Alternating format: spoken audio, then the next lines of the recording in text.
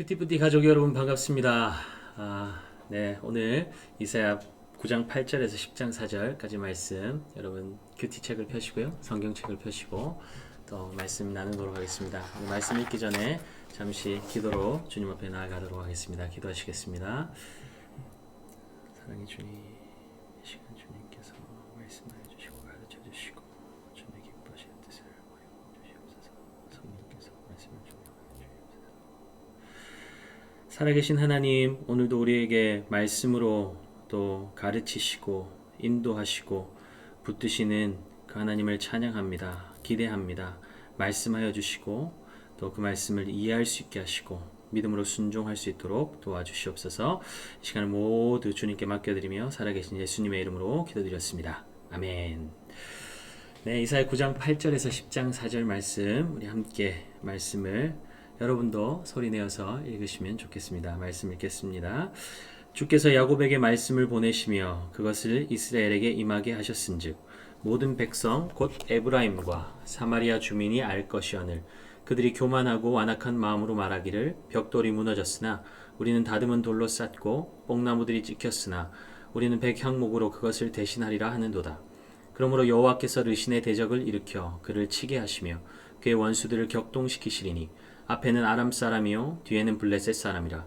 그들이 모두 입을 벌려 이스라엘을 삼키리라. 그럴지라도 여호와의 진노가 돌아서지 아니하며 그의 손이 여전히 펴져 있으리라.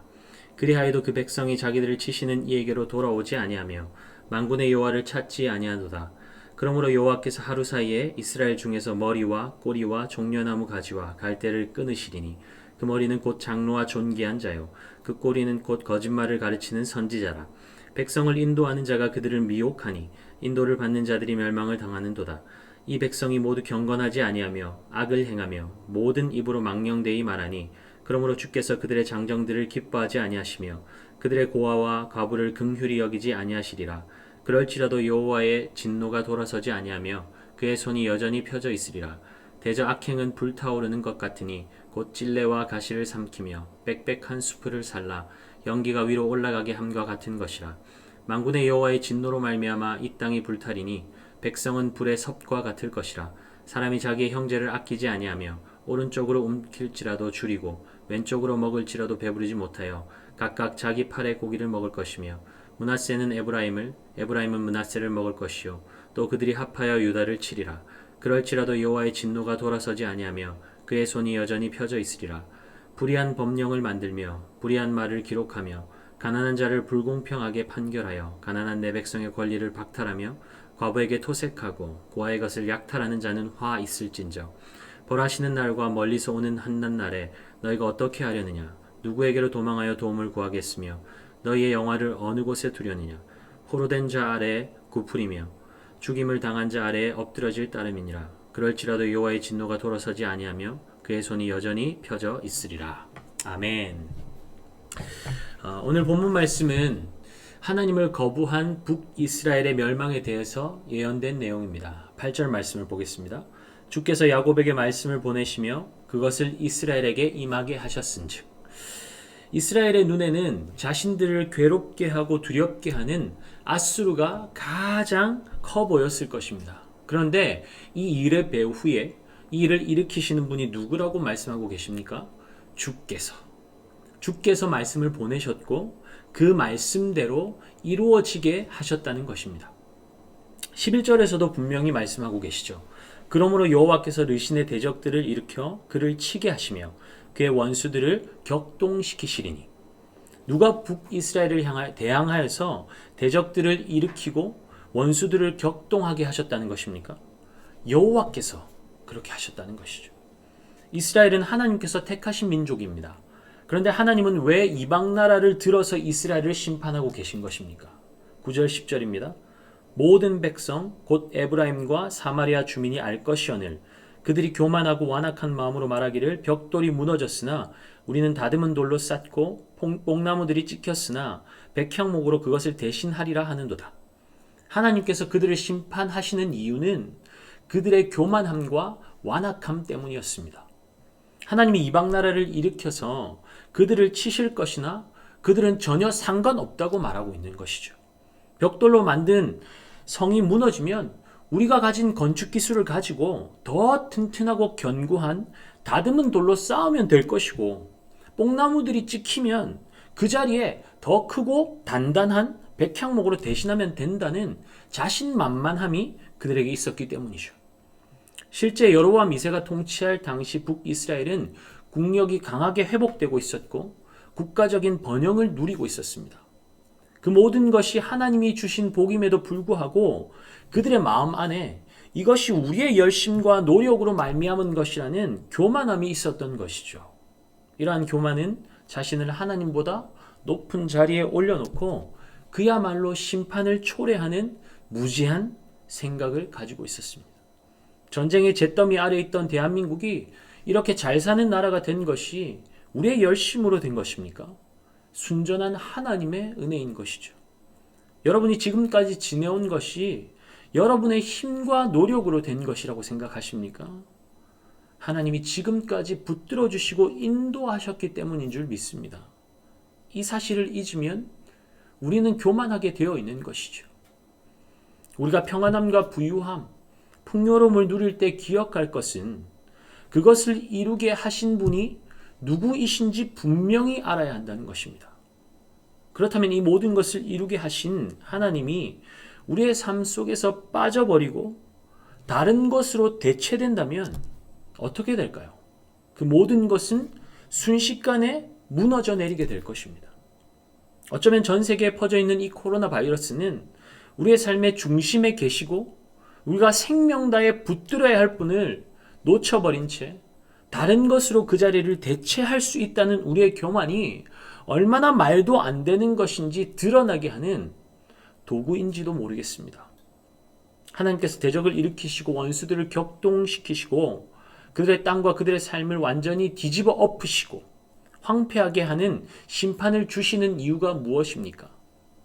이스라엘의 왕이신 하나님께로 그 백성이 돌이켜 살게 하기 위함이죠. 왜입니까? 그들의 삶의 중심에 하나님 아닌 다른 것으로 대체되어 있는 그것들이 그들에게 가져다 줄 것은 영원한 멸망밖에 없었기 때문입니다. 그런데도 하나님의 심판 앞에서 이스라엘은 어떻게 합니까? 13절 말씀 한번 읽어볼까요? 그리하여도 그 백성이 자기들을 치시는 이에게로 돌아오지 아니하며 만군의 여호와를 찾지 아니하는도다. 사랑하는 자기 백성들을 심판하시는 하나님의 본뜻은 여호와 하나님을 찾고 돌이키는 것이었습니다. 그것이면 충분했습니다. 그럼에도 그들은 돌이키지 않았고 오히려 고아와 과부들과 같은 빈천한 자들의 재산까지 약탈하며 형제들을 아끼지 아니하고 더 움켜쥐려 했습니다. 19절에서 21절 말씀 함께 보도록 하겠습니다. 만군의 여호와의 진노로 말미암아 이 땅이 불타리니 백성은 불의 섭과 같을 것이라. 사람이 자기의 형제를 아끼지 아니하며 오른쪽으로 움킬지라도 줄이고 왼쪽으로 먹을지라도 배부르지 못하여 각각 자기 팔의 고기를 먹을 것이며 므낫세는 에브라임을 에브라임은 므낫세를 먹을 것이요 또 그들이 합하여 유다를 치리라. 그럴지라도 여호와의 진노가 돌아서지 아니하며 그의 손이 여전히 펴져 있으리라. 왜 그들이 이런 악행을 행하면서 형제들의 것, 과부와 고아의 것까지 약탈하며 움켜쥐고 채우려 하는데 왜 그들 안에 만족이 없었습니까? 만족의 근원이신 하나님은 놓치고 우상을 숭배하며 탐욕과 음란과 정욕으로 가득한 죄의 열매로 자신의 삶을 채우려 했기 때문이죠. 우리는 이 사실을 너무나 잘 압니다. 하나님 아닌 다른 그 무엇도 우리에게 만족을 줄 수 없다는 것을 그렇게 수도 없이 삶 속에서 경험하면서도 우리의 삶을 잘 살펴보면 하나님의 자리에 수많은 대체품들이 자리 잡고 있는 것을 너무나 자주 발견하게 됩니다. 이것을 보게 하시고 깨닫게 하실 때에 끊어내버리고 하나님의 자리를 그 주인이신 하나님께 돌려드리는 지혜와 믿음의 결단이 저와 여러분의 삶 가운데 있어야 될 줄 믿습니다. 보십시오. 끝까지 버티는 자들에게 하나님께서 뭐라고 말씀하고 계십니까? 10장 3절에서 4절이죠. 벌하시는 날과 멀리서 오는 환난 때에 너희가 어떻게 하려느냐? 누구에게로 도망하여 도움을 구하겠으며 너희의 영화를 어느 곳에 두려느냐? 포로된 자 아래에 굽풀이며 죽임을 당한 자 아래서 엎드러질 따름이니라. 벌하시는 날, 환난의 때에 너희가 영원롭게 여겨서 가지려고 그렇게 발버둥치며 쫓아가는 그 재물이 너희의 도움, 너희의 피난처가 될 수 없다고 하나님께서 분명하게 말씀하고 계십니다. 결국 하나님이 아닌 다른 것을 쫓아가는 너희의 삶은 포로된 자들의 속에 끼어서 비참한 죽음을 맞게 될 것을 하나님은 북이스라엘을 향해서 경고하고 계신 것입니다. 우리는 무엇을 우리의 도움으로 삼고 있습니까? 무엇이 우리를 영화롭게 합니까? 우리 모두에게 마지막 결산의 때가 있을 것입니다. 나를 영화롭게 하는 분은 주님 한 분밖에 없습니다.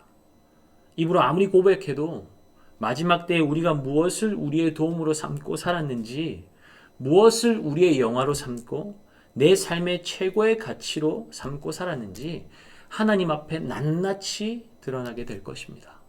히브리서 4장 13절에 이렇게 말씀하시죠.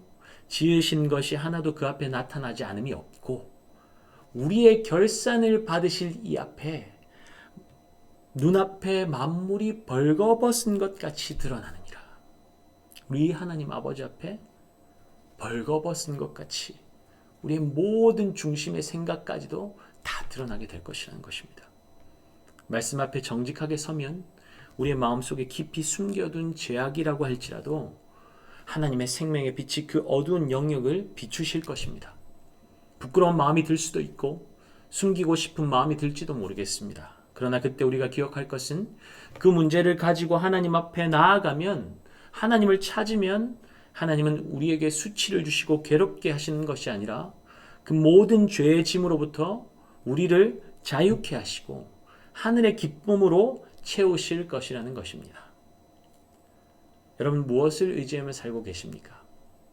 무엇을 채우려고 그렇게 아등바등 살아가십니까? 그것이 우리를 자유케 하고 있습니까? 만족하게 하고 있습니까? 우리의 도움은 천지를 지으신 여호와 하나님 한 분밖에 없습니다. 그분이 우리의 상급이며 그분이 우리의 방패가 되시며 참만족이 되십니다. 이 시간 주님께로 나아갑시다. 기도하며 주님 앞에 나아가겠습니다. 다 함께 기도하시겠습니다.